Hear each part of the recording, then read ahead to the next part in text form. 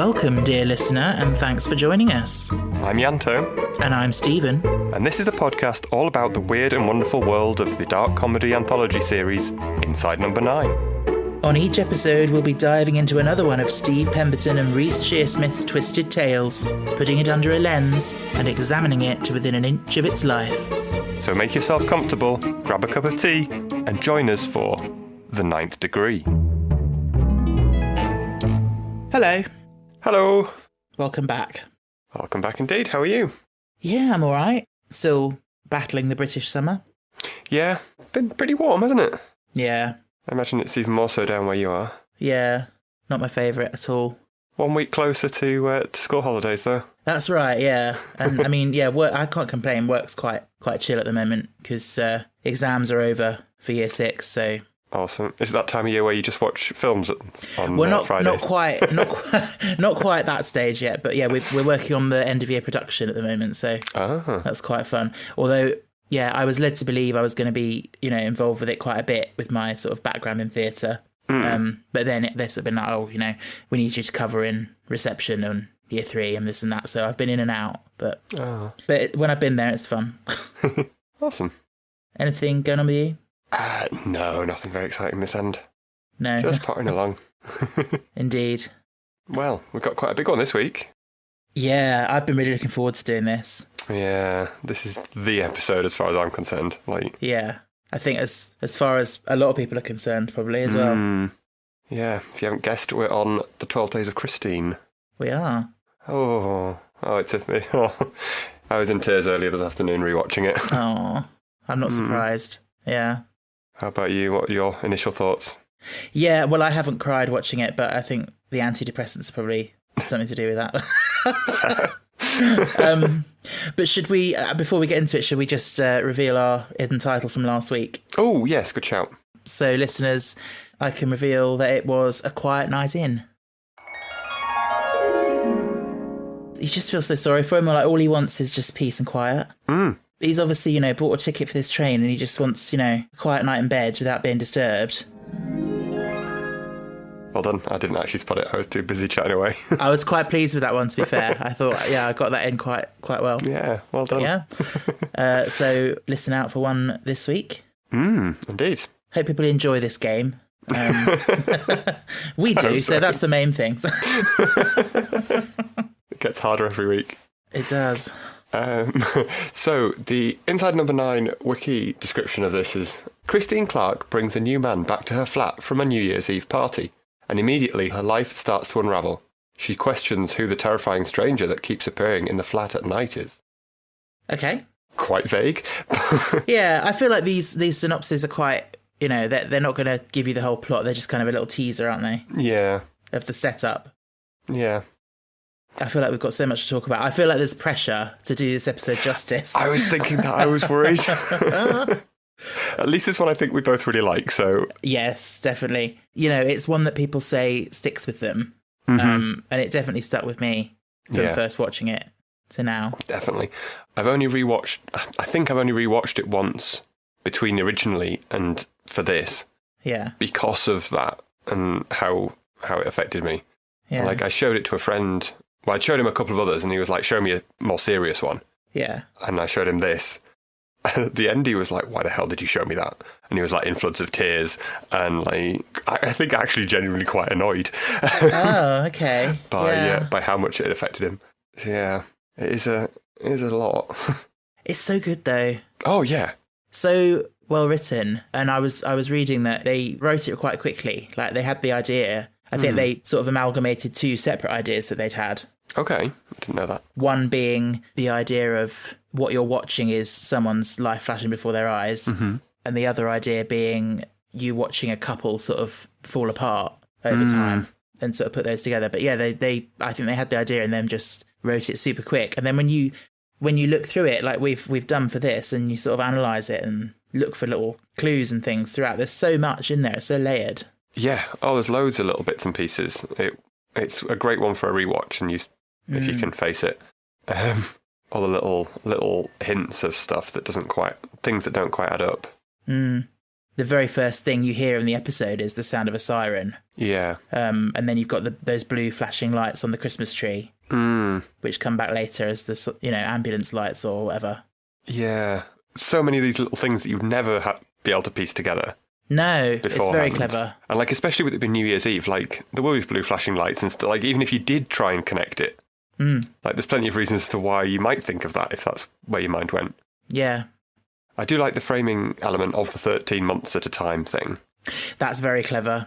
Like, a standard thing might be every year you check in with a person, but you're always at the same point of the year. Yeah, the fact that it progresses an extra month each time. Yeah, it keeps it fresh. I think I was wrong, actually, when I said earlier about the 2 ideas. I think one of the ideas was the 13 months thing as well. So, yeah, bringing that in as well was really good. Yeah, and there's something in each month, like, it's New Year's and then it's Valentine's Day and then it's Mother's Day. And, there's always some sort of event happening. And I think, was it on their commentary where they said that they struggled with a couple of months for there being no big events that happened? So they're like, right, well, that's where our birthday is, I guess. Exactly, yeah. Going on holiday and stuff like that, yeah. That makes sense. So we start on New Year's Day. I'm guessing it's just gone midnight, isn't it? And they've done Presumably. all the... Yeah. And it's a little bit vague as to what the years are and when this takes place. But I tried to work it out from the passport of her son that you see. Oh, and not...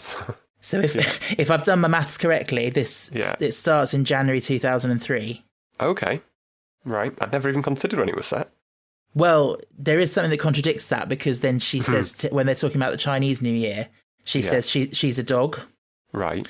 Which would, if you work out, I had to look at when the Chinese years of the dog were, and for her 30th birthday being on that year doesn't work for this. Right. But then we know the year her son was born, and so I'm going off the date on the passport and guessing they just fudged the Chinese years. But anyway, not that anyone cares, but you may be the first person to ever check that. I was like, I just wondered. I was just like, what? Because if it takes place over quite a lot of years. Like, what's the starting point? And so I make it 2003. Yeah.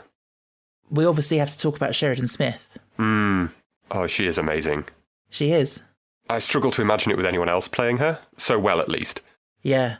Now, I have to be honest and say that this episode actually completely turned me around on Sheridan Smith as a performer. Okay. Because, I hadn't seen her in that much before. But when I had seen her, I'd always found her a bit irritating. And her performance is just it's just rubbed me up the wrong way somehow. But it's probably just a me thing. But watching her in this, like, oh my God, she's so good. So much depth to her. I'd never seen her in anything, I don't think, particularly serious before. Yeah. Like, I'd seen her in a few comedies, I'd seen her in Jonathan Creek, and a few things. But she showed off how good an actor she is in this, for me. And I think they wrote it for her, didn't they? Or, like, hoped that at least they'd be able to get her. Yeah, they apparently that's obviously quite rare, because you don't know who's going to be available, but she was top of the list, and, like, there was no one else that they wanted. It should have been a tough casting if she'd said no. It would have been, but then on the other hand, like, they'd have found someone, and but lucky that she was able to do it and everything. Apparently, the nun outfit that she's wearing coming back from the party, apparently she really loved it, and she bought it off the production. I didn't know that. That's great. But not the big nose from the witch costume. No. And then obviously one of our other leads in this episode, Tom Riley playing Adam. Oh. Yeah, let's just take a moment, We'll have a moment for everyone to just a moment for Tom Riley. I thought he was hot when he was Robin Hood in Doctor Who. But he's very attractive here. Oh, yeah. Okay, get that out of my system out of the way now, and then we can move on. But he's also very, very good. Yeah. And they have great chemistry together. They do. And on this rewatch, it surprised me. Like, I thought they broke up earlier. And, like, there was much more of them being together in this than I remembered them being. Okay. Which is nice. And, like, you see them, quite happy for quite a long time, which is lovely. I thought it was much, much quicker that they fell apart. Yeah. Which is really sad. I hate that. Like, in so many of these things, it's you see the love story and then it ends when they're getting all happy and married or whatever. Yeah. And it's always sad when you have stories like this where it carries on past that and it falls apart and you've been like, oh, but you were so happy together. And yes. Always But, depresses me. you know, it is interesting that it's a good way of showing it with the yearly snapshots because so much can change in a year. Yeah. And that they don't immediately say, like, what's happened. You have to work out what's going on. But, you know, if we were, not that we would because it would take too long, but if we were to see every day, like, you wouldn't notice the changes as much. But seeing it with that big gap in between, it's quite obvious, like, okay, what's shifted in their relationship. Yeah. Oh, we'll all blame Zara or whoever it is from work. Ugh, we'll get on to her, I'm sure. Another thing that I thought was good, and another nice little hint to kind of the truth, the way the heartbeat comes in between each transition. Yes. Very clever. I remember being very confused the first time I watched it. I didn't see it coming, I don't think. No. The first time. I remember, if anything, being quite scared at points. Like, Yes.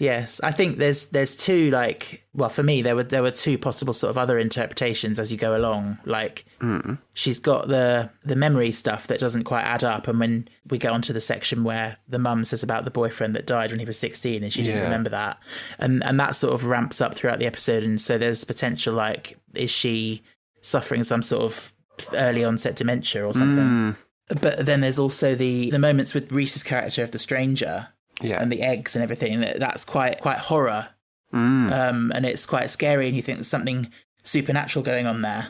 Yeah, I thought supernatural. I just was very creeped out the first time I watched it. Especially the bit with the eggs leading into the cupboard, and then after that, when he appears in the kitchen thing. I remember that being really creepy.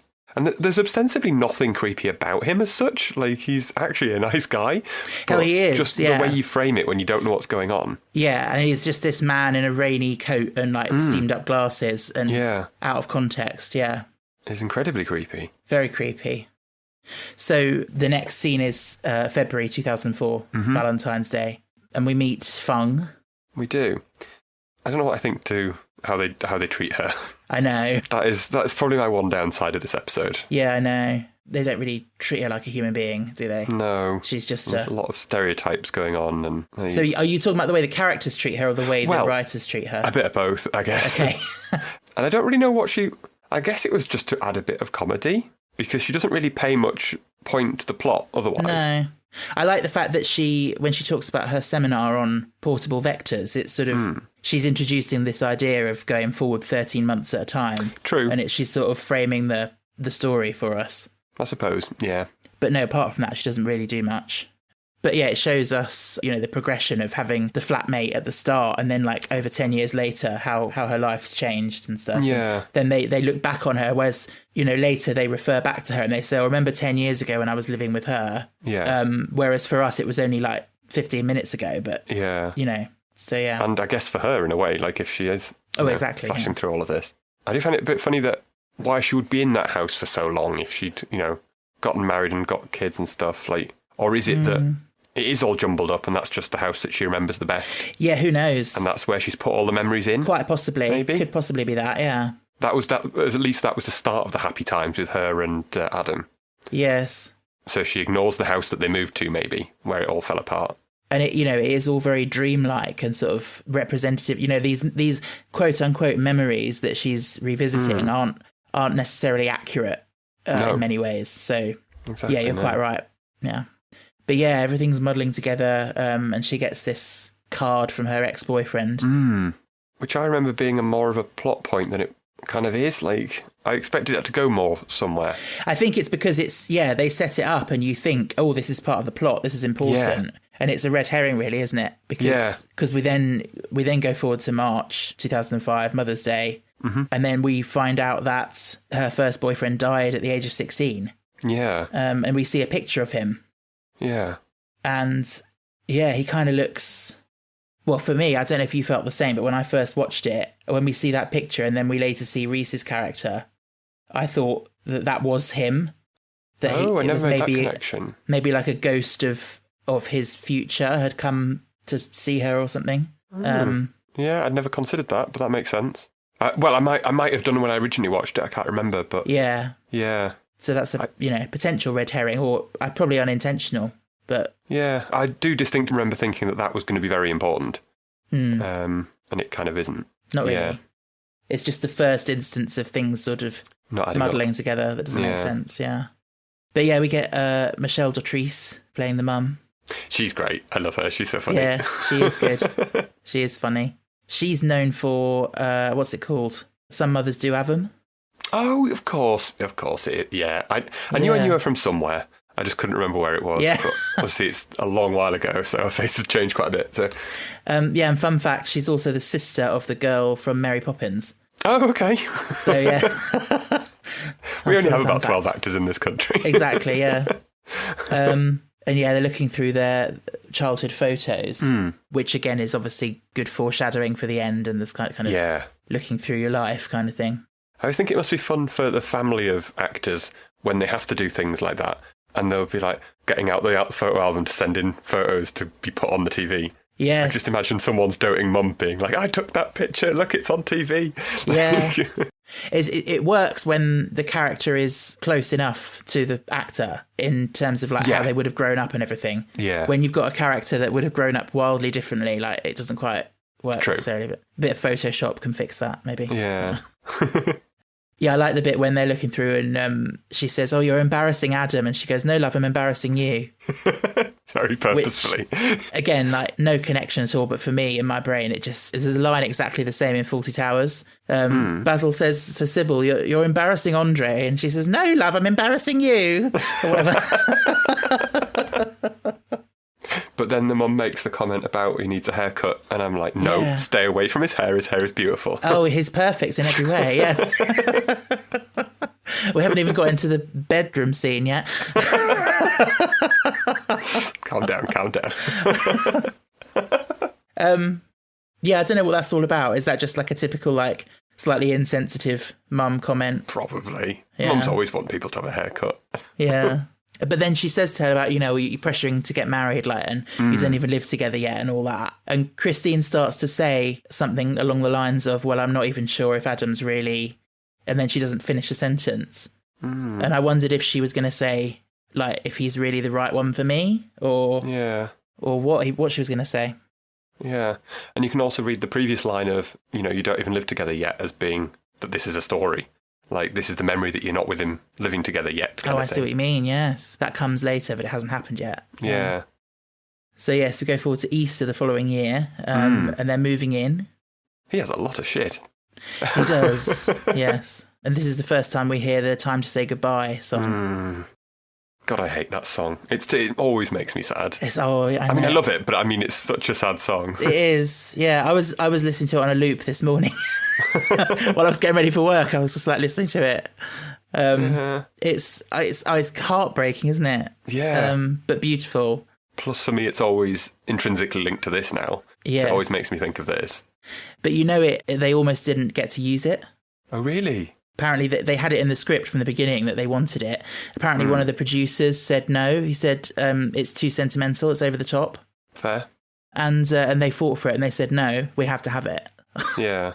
So, yeah, I'm glad they did. Yeah, I mean... I can understand the viewpoint, but... Is it slightly on the nose? Like... It is, but it's perfect. Oh, yeah. Oh, I'm glad opinion. It is there. Yeah. I can see their sort of argument against it, but I am glad they did get it in. Yeah. And it makes so much sense as well. Like, once you know what's going on. Exactly, yeah. But yeah, then you get the creepy eggs. The eggs.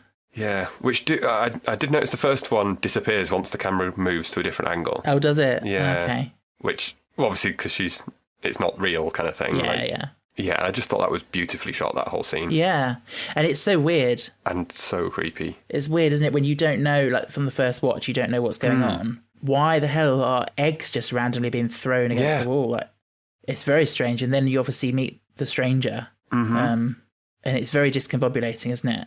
Yeah. I remember thinking that was the point where it was like, okay, we're getting a proper plot going now. Like, as much as I was enjoying what was happening, it's like now it's feeling a lot more Inside Number 90. Yeah, it's feeling like basically you're going down this path of like, oh, it's a ghost story now. That's what it feels like to me. And like, Adam's going to come back and she's going to be like, oh my God. But then of course you never see any of that because you jump to the next bit, Yeah. But, well, I guess that wouldn't have even happened because this is... No, exactly. Because this is just her memories of the events. So yeah, so she never had that experience. No. It's the present bleeding through into her memories.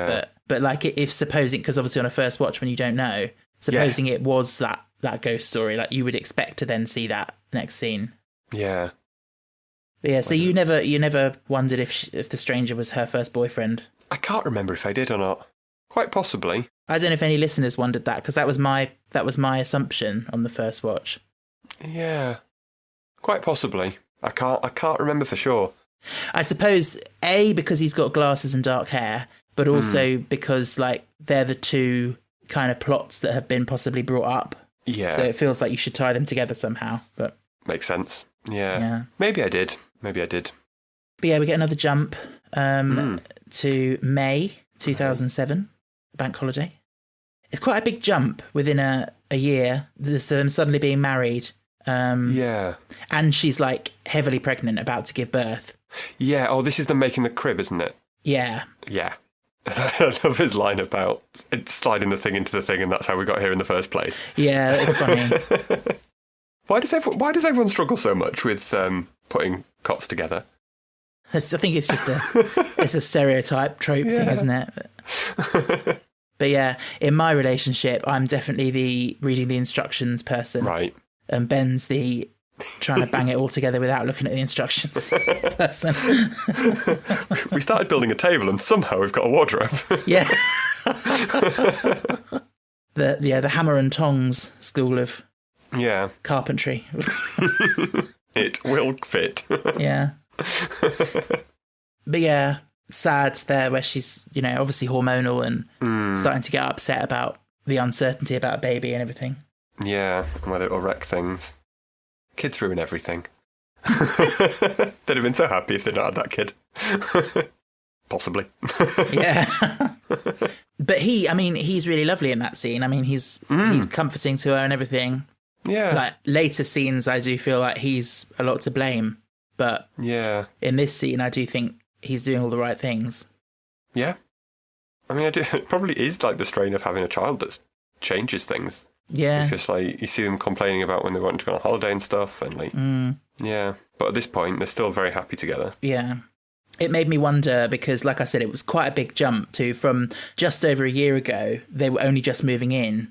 Yeah. Now, suddenly they're married and she's about to give birth. Makes me wonder, like, did they only get married because she got pregnant? Or I wondered that, yeah. Whether they felt they had to. Yeah. And the other funny thing, if I go back to my anal date things, that's sorry. Let me rephrase that. You made me keep my mistake and it went in a similar way. Yeah. If we go back to my nerdily looking at dates, this is May 2007 by my calculations. Okay. And Jack's passport shows his date of birth as 12th of August 2007. So that would mean she's only 6 months pregnant, but she looks a lot more pregnant than that. So, I don't know. She's still got 3 months to go at that stage? Apparently. Or am I just overthinking it? That does very much look like a month away at most kind of thing, I would have said, from my limited knowledge of pregnancy. Yeah. Or, I suppose, at the end of the day, her memories are all fuzzy, so... Yeah, we blame anything that doesn't make sense on that. Oh, well, that could be true. She could be 6 months pregnant, but she could feel like she's 9 months pregnant because it's her first time ever being pregnant. So, maybe it just feels like, I can't believe I've got another 3 months to go sort of thing. Yeah. Like, I'm ready to pop now sort of thing. Yeah, and that's just how she's seeing herself at that point. Yeah, that's my explanation. Yeah, we'll go that with works. That. Yeah. Then we have another jump to Father's Day, 2008. I did that was really cute when she writes the card when he runs away. That is sweet. It is adorable.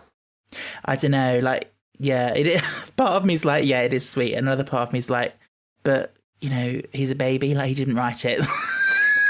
It's like when people sign their Christmas cards, like, from the dog or whatever. Yeah. And it's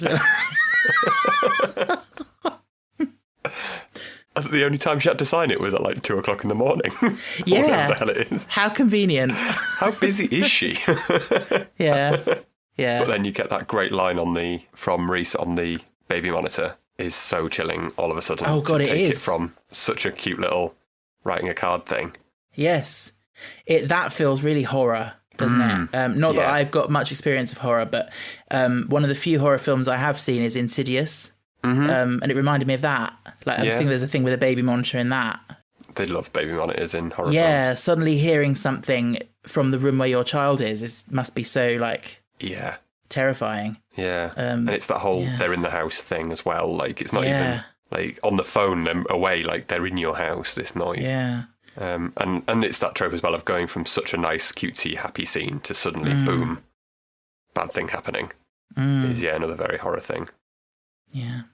And just something else as well with that is that obviously then she goes panic, panic, panic. And then Adam comes in and he's holding him and Jack's safe.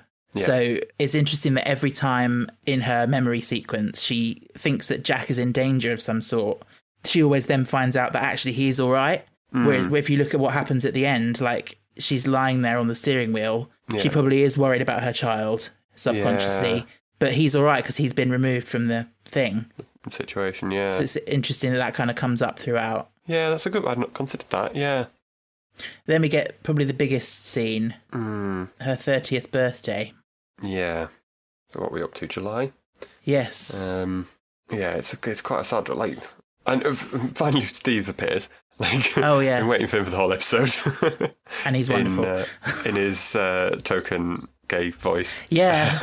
That he slips into far too easily. No, but he's so good. It's so fun to watch, isn't it? Yeah. Every time he's camping it up. I listened to, I think it was the commentary to this I listened to, and Reese was just saying to him, "Oh, I loved the really subtle performance you were giving him." But yes, it's really interesting though the way it jumps into this one, because by this time we've been through so many little scenes, and it feels like Christine is now starting to get a bit disorientated with everything that's going on. It's almost like she's starting to become aware of the jumps. Yeah, this is where she starts to look quite frayed, and really, it's starting to break apart.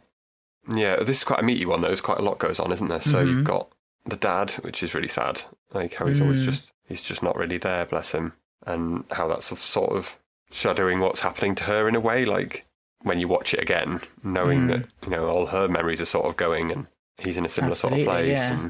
Because again, at this point on a first watch, you could potentially think, is she suffering the same sort of fate? Like, is she getting some sort of Alzheimer's or something?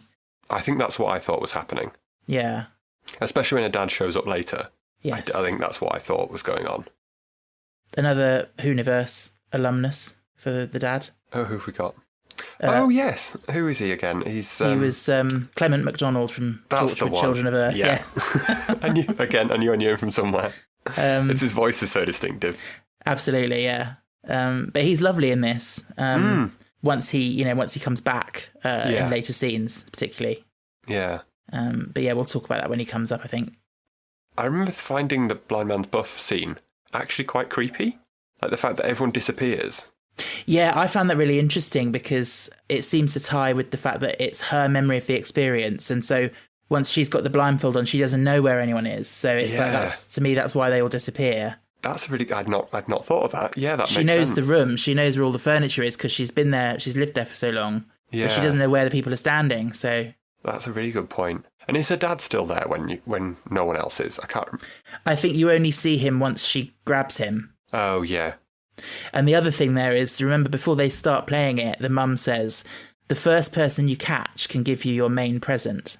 And then it's her dad that she catches. And then later in the episode, it's her dad that gives her the most comfort probably in this whole thing. Yeah. Which is another thing I noticed. Yeah, that's nice. This is what I mean about it's so layered and there's so many little things. It's just really well done. Yeah, definitely. And plenty, I didn't even spot either, so yeah. But yeah, I remember finding that really unnerving, that scene. Yes. Like, where has everyone suddenly just gone? And yeah. Although I say that, you know, it's empty apart from that one moment when you just see Bobby just like tiptoeing camply past in the background. Yeah. So, yeah. Perhaps that's her imagination. Well, I guess you would assume he can't stay still and he would be doing that. But yeah, I think we need to talk about the elephant in the room. Zara. Ugh. Zara. Ugh. Because I remember knowing that obviously their relationship breaks down, and I couldn't remember when I was watching it earlier today. I was like, oh well, they've split up already. Yeah, and like he's with her, and absolutely, that's totally what I thought on first watch, and again when I watched it again for this, because they come in and they're like a couple. Yeah, totally. But it turns out they haven't split up yet. No. Why the hell would he bring her there? Weird, isn't it? Yeah. And that comment about she's just started under me. Mm. And Bobby's like, oh, has she? Brilliant. But again, is it just, it's not all real. So, Yeah. maybe that's what Christine thinks he's doing at this point in time. Yeah. So she's even brought her into the story. Yeah. I would definitely question, I don't think much of this is accurate anymore. Yeah. I think it's sort of a dreamlike sort of amalgam of different things. What she remembers, what she thinks she remembers, what she thinks might have happened. Because then there's the moment when she goes up to the bedroom door and she can hear the bed springs. Yeah. And presumably he wouldn't actually be so bold as to go and have sex with her in another room during her birthday party. Yeah. But, perhaps he did cheat on her and that's just her brain's way of representing that in this sequence. Yeah, I fully expect that they did. I assume that's the reason they broke up. Yeah. But yeah, I fully don't expect that happened then. No. But that's funny, the way that it's a good transition there when she just bursts open the door and then he's trying to shut his suitcase. Yeah. To August. August 2010. Oh, this is a hard scene to watch. There's a lot of toys this child requires. You're not masking the fact that you don't like children.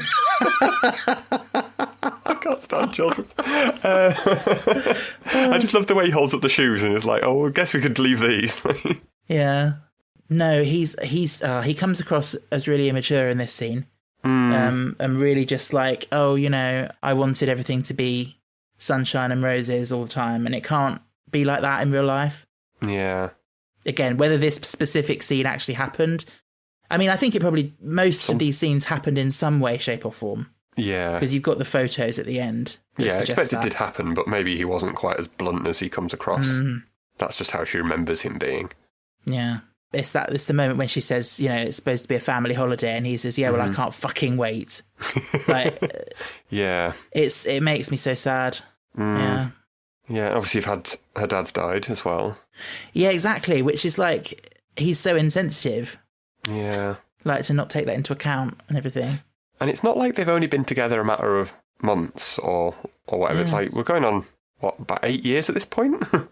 Yeah. Surely he must have had some connection to the dad by this point and, be a bit upset as well, surely. It's his father-in-law and, they've known each other for years. Quite early on in their relationship, though, the mum says something about, oh, your dad wants to walk you down the aisle while he still can. So he was obviously kind of on the way downward at that point. True, but even if Adam's not known the dad as the dad, yeah, surely he's still known him. He's interacted with him in person. Yeah, but what I'm saying is then you get to the birthday party scene and she says to him, oh, my dad's here, say hello, and he seems a bit like he doesn't really want to. It's maybe he's always felt a bit uncomfortable around him or something. Maybe. I don't know. Yeah, that's fair. Yeah, I guess we've never seen how severe it was pre that. At what point he kind of went. But yeah, in my attempts to nail down the years, sorry to keep bringing this up. I know it's really boring, but I was on a mission. Jack's date of birth, clearly 12th of August 2007. I tried to pause it and see if you could see Chrissy's year of birth. And it gives her birthday as 21st of July, but her thumb is very conveniently over the year. Because someone couldn't be bothered to do the maths. So the case is still open. Yeah, when they showed the passports, I was expecting something to be going on there. And, it would have Reese's face would be in one of them or something that'd be some creepy stuff was going to happen. As it didn't, but yeah. Then we jump to the following September. Jack's first day of school. Yeah, I really like the grandma in this scene. She's really sweet. She is, yeah. Well, the grandma/mum, and how she interacts with the little kid, being like, "You're going to show me where the school is and stuff." Yeah, I love the way she just pops her head back through the door to be like, kiss, kiss, on the way out. Yeah. Yeah, it's very sweet. But again, it's continuing this thing of Chrissy she feels like she doesn't know what's going on as these scenes go on. It's like she's literally in a whirlwind from one to the other. Yeah, and it's almost very well done. 13 months haven't passed for her, almost she's just jumping from scene to scene. Exactly. Yeah. Yeah, it's the performance there is so layered and... Yeah. Yeah, I feel bad for ever not liking her as a performer now. Yeah. No, she does it so well in this scene. And then when the dad turns. It's this scene where the dad turns up, isn't it? Yeah. And comforts her. Yeah, he's back, compos mentis, and It's a lovely scene. And he's the way that she wants to remember him. Yeah. And how this is meant to be a happy memory. Oh, yeah. And like I said, I think he gives her the most comfort out of anyone in this whole episode. Yeah. They obviously had a great relationship. Yes. Before he started to go downhill. Yeah. And yeah, I'm pretty sure I assumed it was Alzheimer's that was what was going on with her. Hence why he was there and like he was sort of comforting her through it kind of thing. And how, afraid she was looking. I think, if I'm honest, on my first watch, I think I didn't quite grasp the 13 months thing. No, I don't think I did. I think I was a bit like, I wasn't sure if it was chronological or if it was back and forth and mixed up a bit. Right. So that kind of explained why the dad was there. Oh, okay, I see. When he'd died in the previous scene. Yeah. Oh, I think I don't think I realised it was 13 months, but I think I recognised that it was time jumps, but I just thought it was arbitrary amounts of time. Yeah. But yeah, the staging of that scene as well, with him like behind her, and she never actually looks at him. No. But she knows he's there. Yeah. Very well directed as well, this episode. Oh yeah, beautifully directed. Yeah. And keeping that one little flat interesting the whole way through, like it doesn't, you don't get bored of being there. No. So next scene is Halloween. Halloween. Getting ready for the party. This is where I kind of got a bit happier again. And I was like, oh, it's turning around, which I liked, and like you can be happy again after all this crap's going on. Yes. It feels like she's freer now that Adam's not in the picture with her. Yeah. Although he is, obviously, because he's the father of her child, but... Yeah. And you get this, it's a lovely scene between her and Bobby. You get to see their friendship. Why he needed to be so gay, I don't know. But he does such a good job of it. He does. You just reminded me that one of the things I was going to say about this episode is, in a way, this feels like this season's Tom and Jerry. Right. Which, obviously, I think it's a much better episode than Tom and Jerry. But it's got that similarity in that, it's not a very funny one. Yeah. It's a very serious one. It's got sort of physical manifestations, potentially, of someone's mental state or something that's going on. It's got a couple that are sort of at the centre of it, and then you've got this camp gay best friend that sort of brings the comic relief. Yeah. I'd not thought of that. It really is. Yeah, so it reminded me of it. Yeah, I'd not considered that, but it really is. It's very similar, but a bit more creepy. But yeah, in points. Another creepy scene there where she thinks she's buzzed Adam up, but then the stranger is there. Yeah. Ugh. Again, like if you don't know what's going on, it's very sort of... Yeah, when he calls at the door and he sees at the door, yeah, your heart sinks. Yeah, it does go really from quite nice and sweet and funny again to chilling so quickly. Interesting that he comes dressed as the devil. Yeah, well, the fact that he's dressed full stop, surely if he's looking after the kid... Would he be in a costume? Yeah. It's like, are they tag teaming? Like, he's already gone for his Halloween party, now she gets to go on hers. Yeah, that is a bit weird. Unless he's taking him trick-or-treating and he's dressed up for that, but... Yeah. I don't know. Yeah, maybe. Yeah, it doesn't make sense. And, what I'm saying is that her mind just saying, oh, he's the ex, he's the devil? Yeah. Right. Yeah. I did wonder about that. Yeah, and the transitions start to get less noticeable now. They sort of bleed in a lot more. Yeah. We just flick on to the next one. So that's Bonfire Night. Yeah. Is this the bit with the toy cars that she treads on as well? It is, yes. Which is quite a nice little nod when you know what's going on. Yeah, very clever. And she thinks, well, he's burnt his hand on Sparkler, and then it turns out that actually, no, he's fine, and she's misremembering. Yeah. Because that was her that happened to as a child. Mm-hmm. Yeah, and it really starts to ramp up that there's definitely something going on with her memory. Yes. I don't think I'd twigged at this point what was happening. It's nice how Adam talks on the phone, though. Like, he does still care. Or whether that's just how she wants to remember him being. Yeah, because he then says, I love you. Yeah. And I'm like, did that really happen, or...? Well, that's what I was going to say. Same with him appearing at the end and how they appear to be back together. Like, is that just because she wished they hadn't broken up? And she's put him back into these memories? Personally, I think yes. I think it's wish fulfillment and, making herself happy before she goes. I don't know, but it is. I mean, people do get back together. Yeah.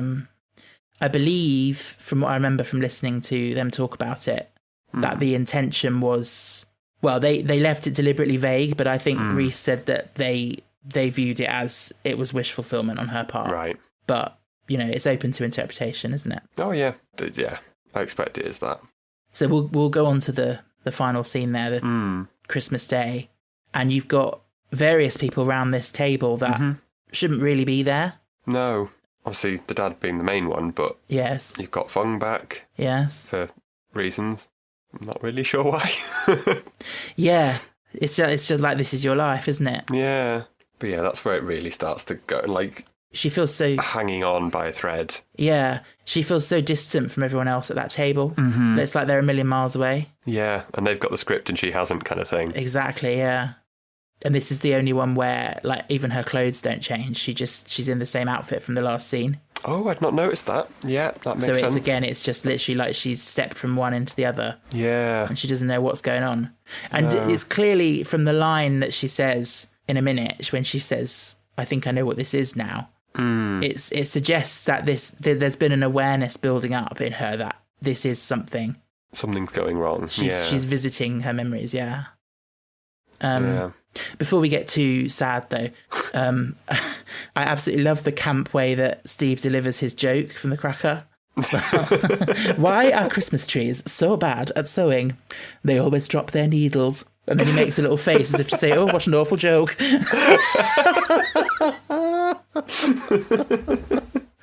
Oh, it makes me hoot. And then you get the photo album. It's... Yes.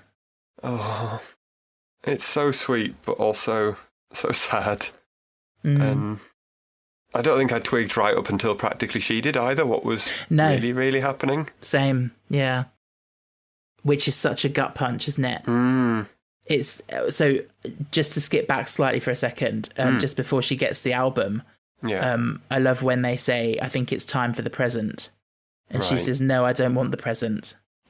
Oh, yeah, yeah. Again, it's like subconsciously she knows what the present is. She doesn't want to return to the present. She wants to stay in the past. Yeah. So well done. I'd not twigged that, yeah. It's probably because I've watched it like 3 times in the last 2 days. I could only face it once. Yeah. I'm a glutton for punishment. Yeah, the moment when she says, she's just looking and she's so happy and she's like, oh, it's like my whole life is flashing. And then the music cuts out, like this soundtrack that's been kind of a bed throughout it, just sort of cuts out. And you have this pause and she's just like, oh, I think I know what this is now. And then suddenly when she said it, you know, it twigs for the audience as well. And it's like, oh my God. Yeah. And when you see like the eggs in the car and stuff and you're like, everything just suddenly makes sense. Everything clicks. Yeah. Yeah. And it's brutal, that sudden cut to reality of her on the steering wheel. Yeah.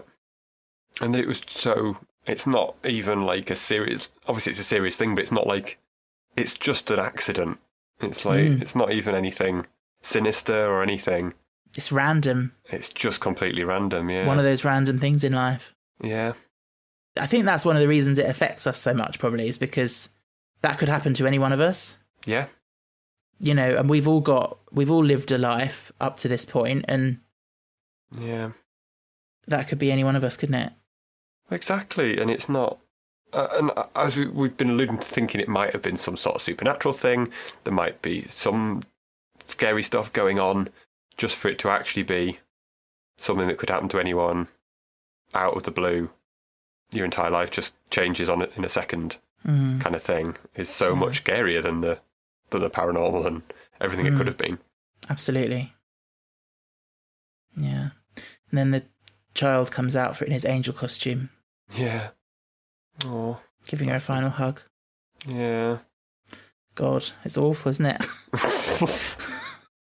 Yeah. Yeah. And then the mummy's going now. No, I don't want to. I mean, it's funny, you see it on paper on a script and you might think, oh, that's really cheesy. Yeah. But the way they sell it, everything comes together in this episode so perfectly. The script is good. The performances are sublime. Yeah. The music adds to it so well. The direction of it, the art department, and all the little props and bits and pieces. Like, it's amazing. And like how it builds, so like those end lines that on paper, like you say, might be cheesy, but are so earned by that point. Exactly. And like, yeah. And it's just the way it's just her at the end, like looking at the camera. Yes. No one else is there anymore. It's just her. Yeah. When she gets that acceptance for it finally, just literally just the split second before it cuts to credits, that almost like relief on that smile that she gives, that final kind of exhale. Wow, it's so good. Yeah. Isn't it? What would your final memories before your death be? Not proud of quite a few of them, I'm sure. Yeah, that's a hard question, isn't it? I don't think I can answer that. It's such a sad that, like, it's not, this isn't everyday, like, everyone's going through this. That is the thing, isn't it? It's like I said, it could happen to any of us, but we're living our lives day to day as they go by. And like, you know, I don't know what it's going to be like when I die, but this, what they call life review of it flashing before your eyes is very commonly reported by those who've been in like near-death situations. Yeah. So, you know, maybe one day we'll all be experiencing that. It's like when you get voted off on a TV show and they show you your best bits, like highlight reel. Yeah. Crazy. Seize the day and all that, people. Yeah.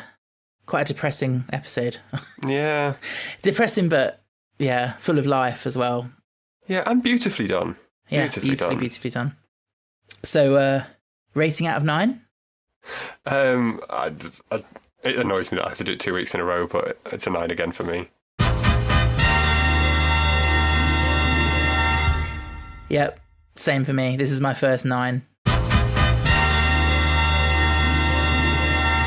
Other than, like I said earlier, the stuff with Fung was a little bit of a distraction for me, but otherwise I can't find anything to fault with this. Yeah, well done, Reese and Steve. For very well done. When was this? 2015, 10 years ago. Yeah, and well done, Sheridan. Yes. Well done, everyone. Well done, everyone. I tell you what, I was so busy being invested in it, I didn't even think about where the hair was. No, I did the same. This is the first one I've not spotted it in. In fairness, it's a hard spot in that it could be anywhere. Okay. I did look it up. It is in the flat under a mirror, I believe, in the living room. Okay. I think on the wall where the dad sort of stood. Right. When he's in the birthday scene, I think it's that wall. Fair enough. There we go. Oh dear. I've been dreading this one for a few weeks. We made it. We made it through it. Yeah. I was excited to get to it because I knew there'd be so much to talk about. And yeah. Aww. At least we've got a funny one next week. Yay. Yes, another one I'm looking forward to. They've nicely sandwiched this in between 2 of the funniest episodes. Okay, yeah, that's true. I just hope we've managed to get across, like, yeah, what a fantastic, like, iconic piece of television this was, you know? It is beautiful. You weren't watching it at the time when this aired, were you? I don't think so, no. I might have been. I really can't remember. Okay. No, I think it might have been the 3rd series or somewhere around there that I started. Okay. Because, I do wonder what it was like when it aired and then, like, you know, and how, you know, what kind of viewership were they getting at this point? Because would it be that, you know, people would come into work the day after this and it would be a water cooler moment? People would be talking about it? I'd like to hope so. Yeah. But I talk to plenty of people about this and I very rarely get people say that they've seen it. The series, that is. Yeah. So it's just like my little mission to try and convert people. I actually showed a friend La Couchette and Trial of Elizabeth Gadge last night. So potentially another recruit. Okay, good. Yes, I'm looking forward to rewatching that one, The Trial of Elizabeth Gadge. It is a good one. I do remember it being very funny. But yeah, that will be next week. It will. Listeners, did you spot our hidden title? We will reveal all in the next episode. We will indeed. But for now, it's time to say goodbye. Oh, don't. We are closing the door on number 9. But you never really leave, do you? You really don't. Thanks for listening to The Ninth Degree. If you'd like to get in touch, you can find us on Instagram, Twitter and TikTok at 9th Degree Pod, or email us at 9thDegreePod@gmail.com. You can also leave us a rating or a review wherever you get your podcasts.